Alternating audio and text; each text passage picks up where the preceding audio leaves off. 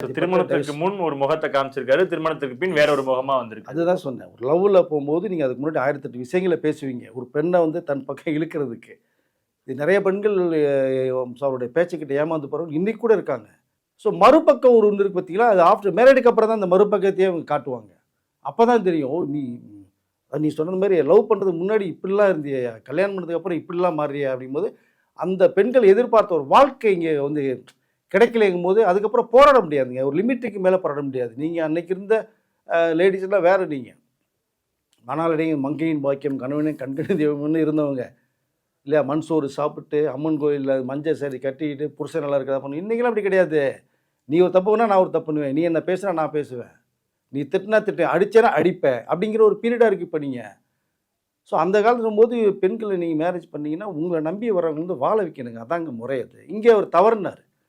சொல்லி அவர்கள் சொல்லி பார்த்தாங்க, கேட்கல. இனிமேல் போராடி இவர்கிட்ட இது வாழ முடியாதுன்னு முடிவு பண்ணி தான் டைவர்ஸ் வாங்கிட்டு போகிறாங்க.